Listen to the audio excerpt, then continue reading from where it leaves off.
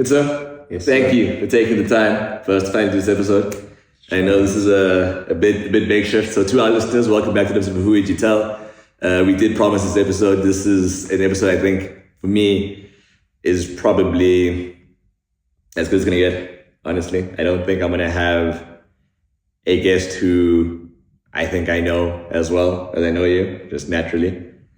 I don't think I'm going to have a guest who understands a topic or is willing to share something that I think is as valuable for a while. I think it's kind of difficult to get to have this conversation on any kind of public platform. For me, I think a really big part of it, and why I again wanted to say thank you, dude, for doing this, because I feel like you've managed where you're at public in terms of like being publicly accessible really like strictly, or like specifically rather, in the past few years. I think the fact that you don't have social media anymore plays a big role in that.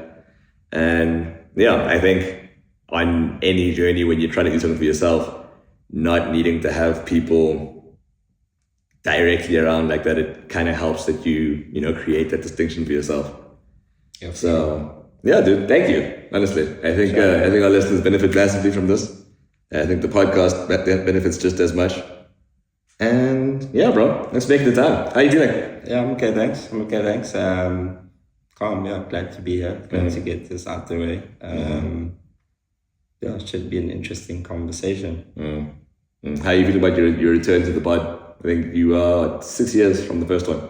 Yeah, I was actually going to ask you when I was even here. I guess it's under a lot more positive. There are a lot more positive vibes this time around as opposed to the last time. Yeah, topic is it's still a serious topic, but it's not as morbid as one would think grief is. So glad to be here. Yeah, dude, I appreciate it.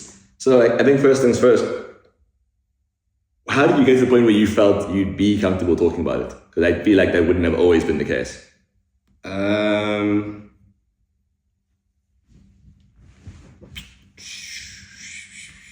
I don't know. I don't know. I guess the assumption is that I am comfortable speaking about it. I don't necessarily think I am 100% comfortable speaking about it, but not because of anything that's internal, but I think just where the conversation could go, even after this specific conversation, just it sort of open up many other doors to other conversations. But I mean, maybe that's not a bad thing to run away from those type of conversations, but I think everyone needs to be at the right place at the right time to have certain conversations. It's all good and well if I'm ready to have the conversation, but if the people around me aren't ready to have it, then it can just create waves where it just doesn't need to be right now. Yeah. So I don't know if I even answered your question. I don't know. It's not. No, you did. Yeah. I think you answered it in a opaque way, but I hear you. I hear you. I think the difficult thing about speaking about such personal topics is that obviously it goes into your real life afterwards, right? Like people then think that we must now all have this open conversation together, as opposed to this is a personal thing that I don't mind sharing on a platform to people in general, but not necessarily now that you can be quizzed at random. Yeah. Like to say, oh, you said this in the pod, so then you should. Yeah, I think that's where you're going with it, yeah. Yeah. In a broad aspect, that is what I'm speaking towards. But yeah, I guess so. We could say that. Yeah. So I think for me, a really big part of what's been making this particularly interesting, especially since you suggested it, is because when you were, I guess, just not sober, the feeling that I felt more than anything else is that I haven't really known how I could help. And I think I mentioned this to you once before, that the advice I received from a therapist is that, no, actually you can't. This is entirely that person's journey. Which is obviously, when you look at it for real, it's like, that's the therapist trying to protect you. That's the therapist trying to help you help the person you want to help. Yeah. And I think that makes trying to engage in what you're doing is like a bit difficult, because it's like I don't really know at what point my responsibility ends, at what point it begins, and I guess what actively being part of your like sobriety journey looks like. So I was curious about what you think generally about how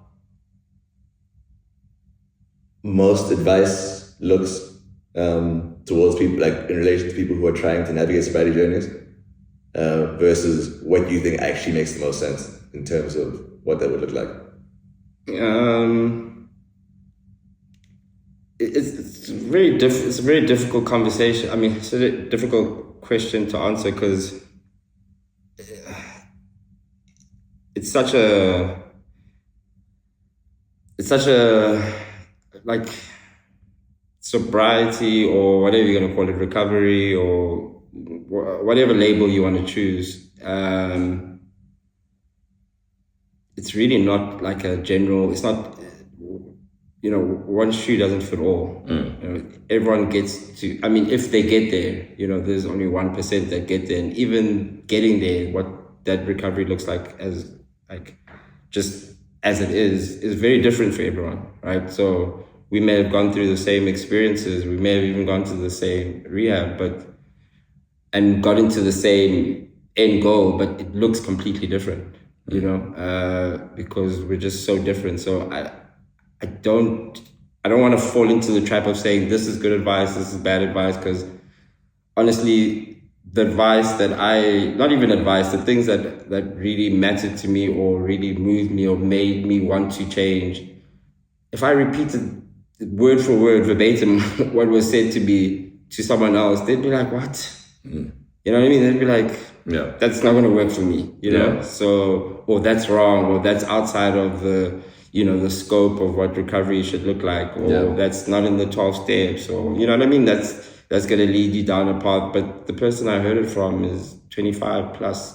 and 25 years clean plus. And even that recovery looks completely different to, I don't want to say their name, but a close family friend of ours.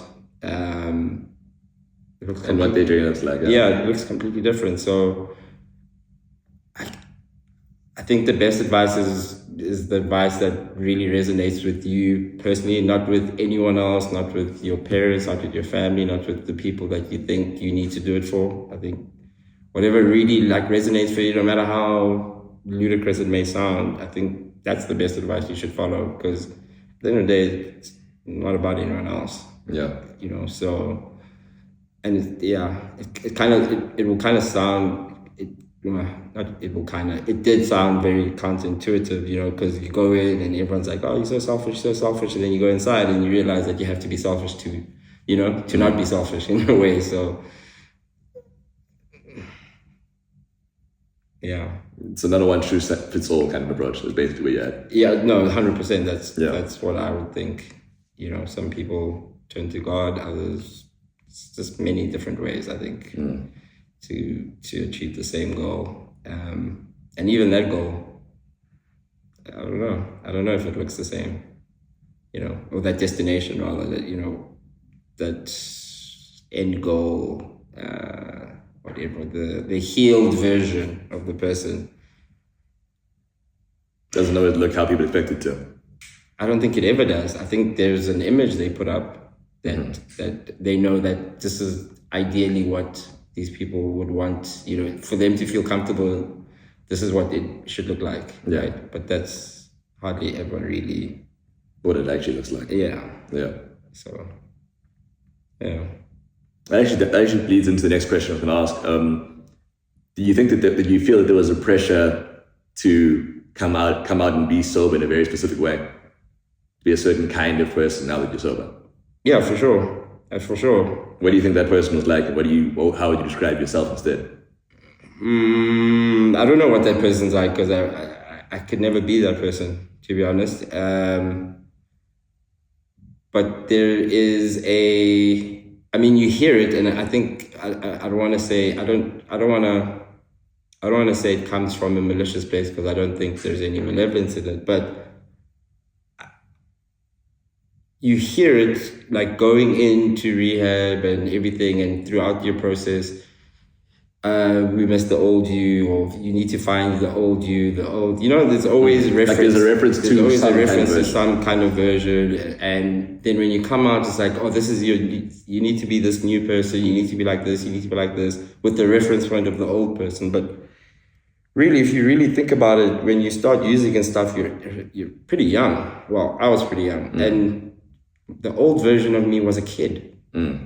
So that reference, it doesn't really hold that much weight. It doesn't hold that much weight, but you're under so much pressure, and there's so much guilt and shit, and there's so much going on that you force yourself to like try and grasp at straw, and it's difficult to relate to a 15-year-old version of yourself, or even younger, like a 12-year-old version, the most innocent version of yourself, and that's who you're meant to be trying to recover. And it's just not realistic, to be honest.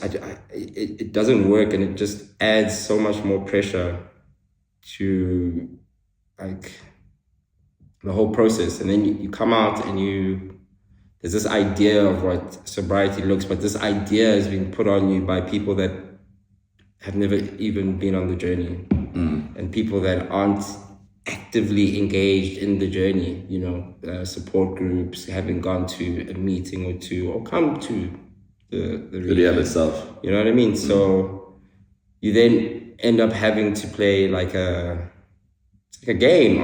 Honestly, you're trying to guess what sobriety looks like through their lens, and the reality of it is they're just so far apart, because there's an idea of what sobriety looks like from someone that's never been on the other side. And you guys are never going to meet. You guys are never going to be on the same page. You never will be, because the person's never experienced the other side. It's the same thing like when you're in rehab and you're getting told by a counselor that's never been an addict. It never lands. It just never lands. It never ever lands. I don't think I would have even listened to anyone if they had never, you know what I mean? Because what is it based on? You know what I mean? So there's always an idea of what sobriety looks like to someone that's coming out, but truthfully, that's never what it actually is for that person. But because when you're coming out, you don't have a voice. You don't really have autonomy. You don't have power. You don't have, you feel like you have to be submissive. You have to be like your ideas are bad, and it's just, you just become a yes man. Like you have to be a yes man. If they suggest this, yes, you have to be open-minded. They tell you have to be open-minded. You have to, there's just this idea that you have to become this new person. And how often do you see people become new people in 6 months or 21 days or 3 weeks? Like, where do people see that? But that is honestly, like, it's the craziest thing when you think about it outside of the real world, right? Yeah, it's like where else do you see someone transform themselves in 3 weeks? Where does that happen? So why would you think that someone who's just gone to rehab comes out and becomes a new person? And there's so much pressure on that person to really be that person, and I find that so crazy. But you can't even say that as the person that's coming out, because what do you know?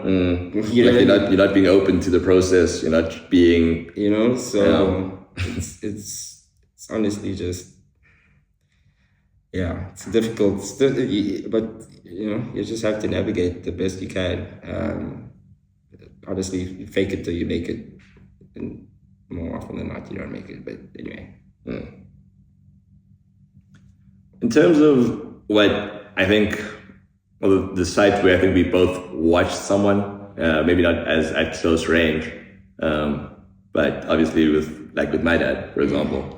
I think just being aware that he has had, I guess what we call it, bouts of alcoholism. Do you think that there was at any point in time where he should have shared more about where he was at with us, just in terms of like us relating to him better? or you kind of like at peace with him being kind of aloof? I'm not sure if he's ever said anything to you, but he's never actually said to me that he has an issue with alcohol at all. No, he's never said anything to me. And I honestly, I don't. Wouldn't have changed anything. No, it wouldn't have. I don't think it would have changed anything. And honestly, I it's not like I expected it from him. I was just a little kid. I don't think I really would have understood anyway. I'm saying if you said it now, for example, would it change anything? Do you think it would make you guys? Do you think you'd feel any closer? Do you think it would change any part of how you relate? No. How come? What do you think? Because a lot of my issues, well, no real issues, but a lot of my hesitancy to engage more is, sure, there's a part of it where it's him, where I feel like I don't necessarily owe him that much, like that. But then there is a part of me where those issues have nothing to do with him. They're mine and my father's issues. Yeah. You know, so, and unfortunately that's just our situation. And it's kind of just, I need the space currently. I don't think him speaking about his issues and his alcoholism would change anything in terms of our relationship. Mostly because a lot of it, I only experienced the alcoholism towards the tail end, to be honest. You know, my memories of him are a lot greater than the memories you have with him. Yeah. You know, so for me, also some of the distance that I have now is in, like, I'm preserving a lot of those memories. Yeah. You know, he was my dad. I can't even say he was my dad, you know, and he was present and he was there, and I can't fault him. Yeah. You know, I'm not his kid, but I felt like I never once didn't feel like his kid. Yeah. You know what I mean? So for me, it's like,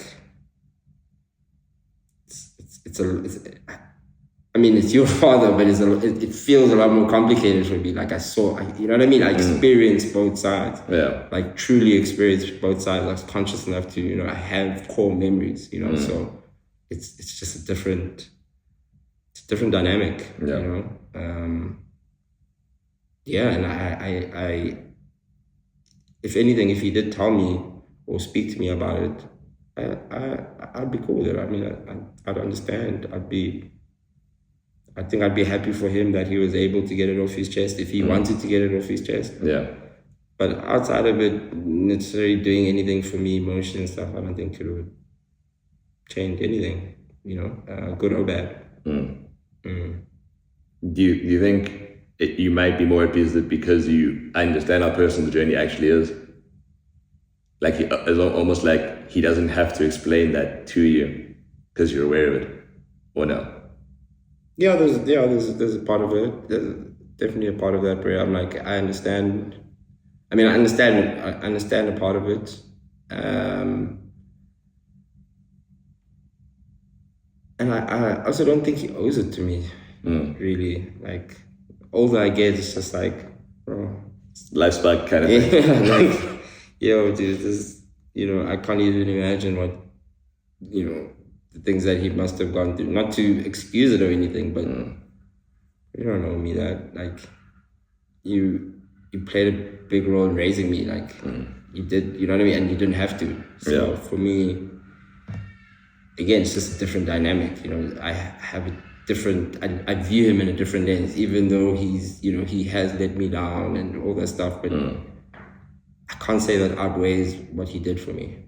It just doesn't. You know, I was a little boy. I needed a dad. Yeah. And he really, you know what I mean? He didn't even question it. Yeah. So. Yeah, no, I mean, that's fair. That's fair. Yeah, I guess benefit of perspective. It's just different. It's different, you know, so. it's a different one. Yeah. I think it's a bit funny that your memories of that are a lot more positive than mine. Like it feels like I think that's actually where a lot of my frustration from like towards him actually comes from. It's not necessarily anything he's actually done. Well, not anything. It's not most of what he's done. It's, I guess, a bit of frustration that like everyone's like, yo, dog, he used to be so clean. And it's just like, why aren't you clean, man? I'll keep saying go in, dude. Like be dope. Dude, like do something. I don't know what it is. I feel like I'm almost still kind of waiting for him to do something. Or like for a moment that almost feels like this is why we've kept this relationship, because we were gonna fix it at some point. Yeah, for sure. And I don't know how fair that actually is, especially the older I get. When I spoke to him earlier this week, he pointed out that when he was my age, he was married. Yeah. And in that moment, I was just like, yeah, I'd suck if I was married right now. I'd be very. I don't think I'd be a dope husband. I don't think I'd be dope anything. Yeah. Like I'm married, 2 kids. Like I'm glad to not be that. So I think when I look at him as just a guy, like having like just figuring it out, because that's what he was at the time, right? It becomes harder to like hold him to that standard, because it's just like he did what you could have done. But I don't know. I feel like there does come a point where you want to hold someone accountable. And I think the purpose of the episode is that it kind of feels, for me at least, it's getting harder and harder to actively hold people accountable for things that aren't outright crimes. Because it's just like, I can see how someone in this situation could have done this. I can see how someone who's gotten to this point would end up, in that position. Where are you at with that? Do you think you hold grudges, or do you think that your journey of sobriety has made it easier to kind of let people be? It's not even sobriety. I don't necessarily like to hold grudges like that. Like, bro, shit happens. Like, it's difficult to, especially depending on like how the situation has played out. Like, holding grudges against like our parents and stuff is it's a futile game. They were kids themselves, and at the end of the day, we went to the best schools. We had everything. Like, so what do you really have to complain about, kind of thing? Like, honestly, like if you just put it into perspective, listen, I could never send two. If I had 2 kids right now and a wife, they're not going to St. John's College. They're both not going to St. John's College. You're fucking mad. Do you get what I mean? Like they would make it then. No, and we're not living in Bryanston. We're not, you know what I mean? There's no, and you know what I mean? She's not driving a Beamer. I'm not. So honestly, yo, come on. Like they pushed. Bro, like it's a different ball game. So, and their level of maturity at the time, sure, there are certain things where it's like, but bro, you guys were in your 20s. Like, I hear it. You know what I mean? It's like, bro, if I think about myself at the same age, there's no ways. There's no ways, bro. There's no ways. 27 with a 6-7-year-old. What? What? You're fucking around. You know what I mean? So, not really. And like amongst my peers or whatever, like grudges, no. There's no, like, what? There's no, you don't gain anything from it. Like, if we have an issue, let's box it out and get over it. Or let's talk about it, or whatever the case may be. But holding it, there's people I don't like, but it's not a grudge. I just think you're whack, or, so it's a different, no, I don't think there's any place for me holding grudges against people. It can be wary. I'm wary around people that I don't trust, or, people that I think I need to, sort of keep an eye on, but it's not, I wouldn't necessarily say it's a grudge or, no. So. Okay. Then I know that what Clive said in terms of what your accountability journey would look like was different, but I'm curious about, did you ever need to go through the phase of like actively making amends with people to kind of Well, when you came out of rehab? Yes and no, but I felt like it was more forced. Okay, in what way? Because the harm that was done to other people was more of like it's not the same. It's not the. Okay, let me not say that. Let me say.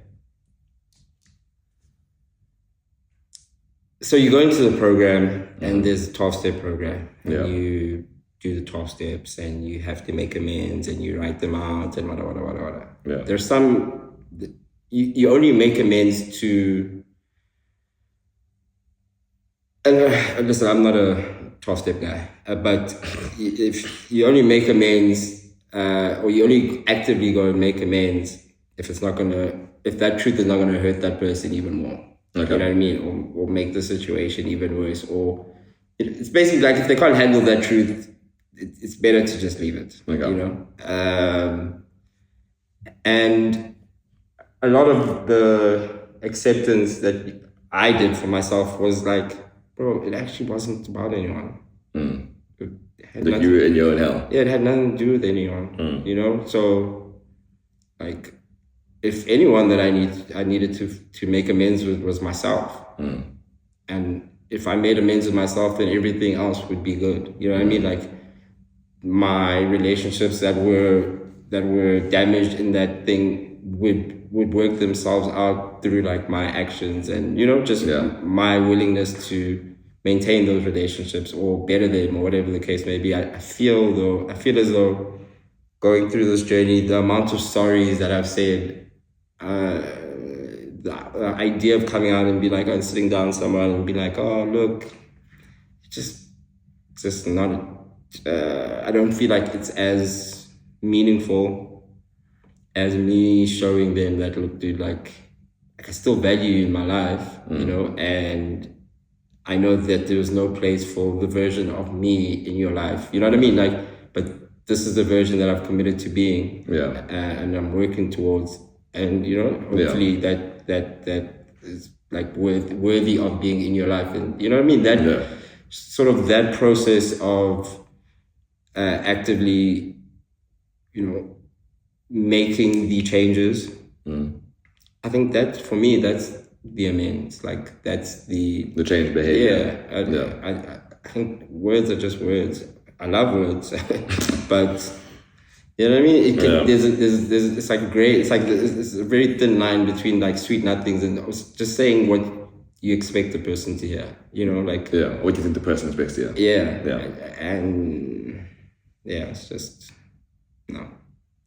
I think it's a difficult thing. I think there are rooms where there's certain conversations that can be had, but not even, let me not say that.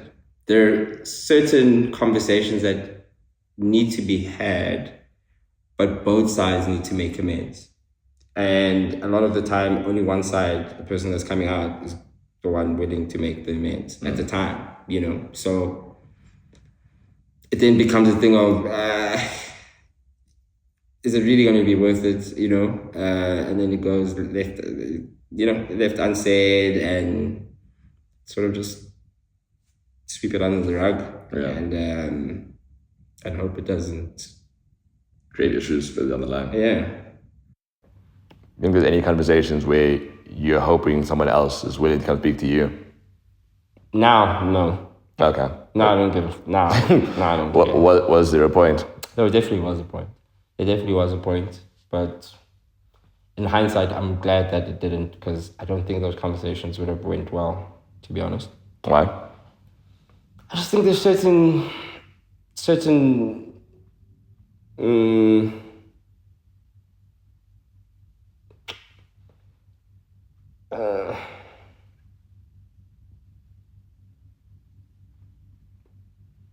let's call them personality clashes that would arise. I feel like you searched for the word. What was your first word? No. Nah, let's say personality clashes that would arise, and I Okay. think the conversation wouldn't get to where it needs to get to. Okay. For various reasons, but nah, it's not. It's yeah, not worth it. I don't think. Yeah. As far as the pressure to, I guess, appear a certain way goes, I wanted to ask, do you think you still feel that way now? Like you still need to show that you are living your new life a certain way? Or do you think you're at a place now where you can just be? I think I don't care. Okay. I think I used to care. But that was when how can I say it? I feel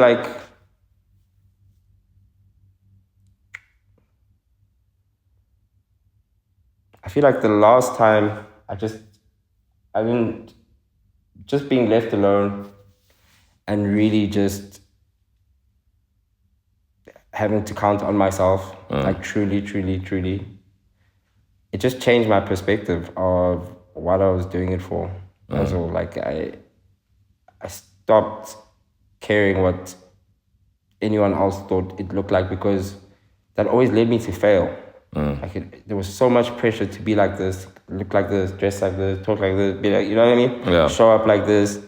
Whereas none of that spoke to being me. You know what I mean? Like there were so many different parts or whatever flying around where I didn't feel like myself. I didn't feel like, sure, there are aspects of my personality that need to be, always sort of like kept in check, right?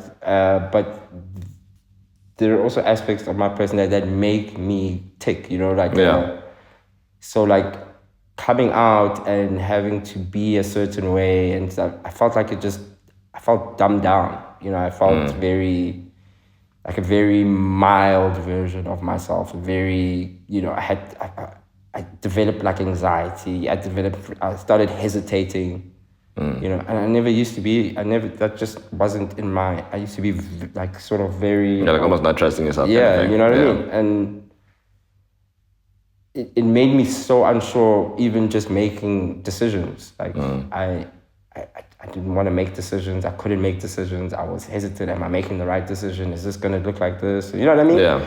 I can't be seen with this person, or if I'm with this person, what's this going to look like? Or people going to think that, you know what I mean? It's just so much so that I stopped going out. I stopped leaving the house. You know what I mean? I had social anxiety. I literally would sit in the house with my dog and for days and weeks, and like I wouldn't go out. My friends would call me and I just, Yeah. it just wasn't healthy. So, and that was all based on an idea of someone else's or other people's idea of what it is to be to be sober or to be just alive or whatever. You know what I mean? It just became so much more where thank you though. Where I lost myself in trying to be this person that I thought everyone wanted me to be. Yeah. And now I honestly don't care if they think I'm this or they think I'm that. I couldn't care less. It doesn't even remotely move me, because at the end of the day, you don't know. Like you actually just don't know what I'm doing, where I'm, you know what I mean? And it actually doesn't involve you. Like it may sound selfish, but there comes a point where initially your recovery is not your recovery. It's everyone who cares about you. Yes, it's their recovery. Then there comes a point where it's literally on you. It's like what your understanding of it, how it's gonna best work for you. And it's not even, I hate the term the recovery. It's literally like your understanding of yourself. I feel like I understand myself a lot more now than I did the first time or the second time. You know what I mean?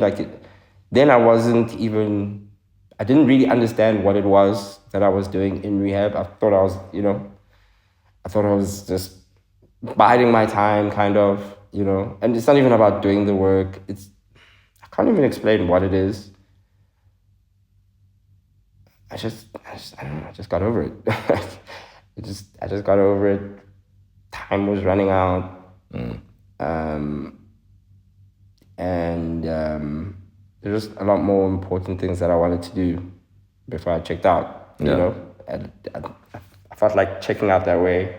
I mean, obviously when I got sober, but like checking out that way would have been the shittiest end to my story ever. Yeah. You know what I mean? So sure, there's a bit of ego in that, but yeah, it's the truth though. You know, so I mean, there were many different reasons, but at the end of the day, it's mine. You know, it's like it's my story, and it's your life as well. Yeah, I can't. I've tried to do it the other way, and I failed miserably, and that's no fault of anyone else's, but that way of doing it just is never gonna work. Yeah, you know, so I feel like one of the biggest blessings for me was just actually just not caring what, you know, like what anyone else thinks or what, you know, and just trusting in myself. Yeah. And it's worked out. No, well, dude, I mean, you've been sober for a while now, and I don't know if I've said congrats outside of like maybe when you were 2 years sober, but it is one of the most impressive things I've seen, especially considering how you had to enter rehab the most recent time. And yeah, dude, I still don't know, honestly, how to do this with you. And I'm hoping that now that we started having this conversation, that if you want me more involved or you need me more, that you know that I am here for you in whatever way. And yeah, I'm glad that you found a way, Sebastian, because I really missed having like how close we were when I didn't know how to be around. And yeah, dude, the fact that you're willing to share all of this with everyone means a lot as well. And yeah, I think as far as what accountability looks like now, I'd like to think, you know, just because of how we interact, that I don't have a way of expecting you to be. Like, just be who you are, kind of. Like, I love you regardless. Love you too. But yeah, do you think generally, before we close off, not generally, I think there is a way that you think for yourself you'd want support, or you think that if you did make a general, that people should be trying to look out for like family friends, or like literally just family, who are like people who are navigating addiction? I don't know. Look, I think it's different for everyone. Yeah. I think because addiction is such a blanket term. You know, you kind of fall into the trap of thinking that it only looks like substance. Yeah. You know, or it looks like all substances, or you know what I mean. It's just not that simple. But because most people that have loved ones in addiction or that have been in rehab and in and out of rehab, those loved ones have never actually been to the rehab, or they've never actually been in the in the family groups, or you know what I mean, to actually understand what the process is, or what it is. You know what I mean? You know, they can go in thinking that their son has a cocaine issue, but actually, issue isn't actually cocaine. Cocaine is just they're just using the cocaine to numb the actual issue. You know what I mean? Or they can go in for. So it's about understanding, treating the symptom, not the cause. Yeah, but if you never go in to actually understand it, you know what I mean? You never really allow you never really create the space for that support to actually happen. Yeah. Because if I say anything like, hey, yo, you know, if I can even mention certain things, I know it just wouldn't land. Yeah, they just wouldn't land, or there'd be no understanding, or there's no reference point to that because it's so far out from everyone else's norm, you know. And also looking, I think the best support is just meeting the person where they are. Yeah. You know what I mean? And not having this idea just because you've seen someone else's journey and you... let me not say that. What were you going to say? No. Let me not say that. It couldn't have been that bad. No. I take it. Yeah, that's not what I'm saying. That's not what I'm saying. Wow. Everyone's recovery journey is different, right? When you truly understand yourself and where you want to go and what you can't go back to, you know what you need to stay away from. And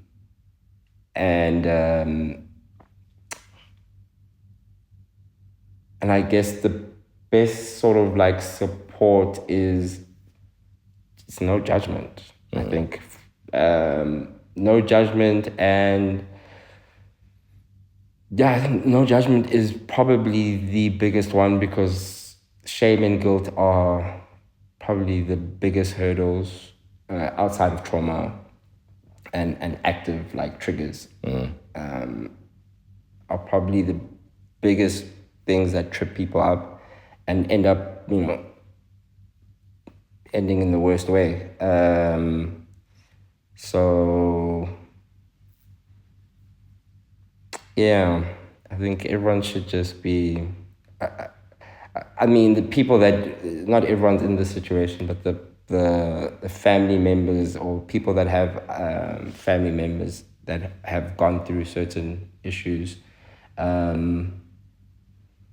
One, they're forever. Two, you need to support them in a better way than judging them. Because a lot of addiction does go hand in hand with mental health. And being a dual diagnosis person, shout out to Kiso, shameless plug. You only learn that once you're inside, that like, okay, I was acting this way because of, and this multiply, you sort of like go on a whole journey of understanding yourself in your mind and all that kumbaya stuff. And yeah, it's just, I even forgot what you asked me. You answered it. I was asking how people can help their family and friends. Then when it comes to homies, what do you think your friends could do differently? Or it's the same thing, just lack of judgment? Yeah, I think lack of judgment. Shout out to my niggas. My niggas visited me in the hab. Shout out my boys. I think if you're truly friends, and I think that goes unsaid, the lack of judgment. I think it's more just creating the space and creating the space to just be able to speak. I think there are a lot of things that we don't say that we probably want to say or would say if we felt as though there was space for that.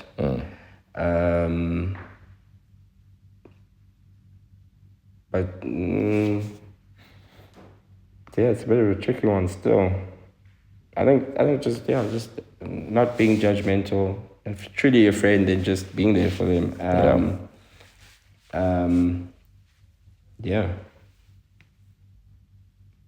Well, fair enough, dude. Fair enough. But yeah, good people. This has been our delayed episode, obviously shot very differently. I have many, many reasons for that. But dude, once again, thanks for making the time. Shout out, love you, bro. Love you too, dude. Thank you. Easy. You're so childish. Couldn't help myself. Anyway, the next episode of Who You Tell should be out in the next 3 days. And there will be at least one more before the end of this season. If you have tuned in, please subscribe, like, comment, subscribe. Doesn't help the podcast if you tell me that you love the podcast, but you don't comment. Do the things, folks. There's an algorithm, there's likes. Help me here, please. Anything you want to plug? Anyone you want to give a shout out to? Or you good? No, I'm good. You good? Easy. And that's a wrap. Thank you.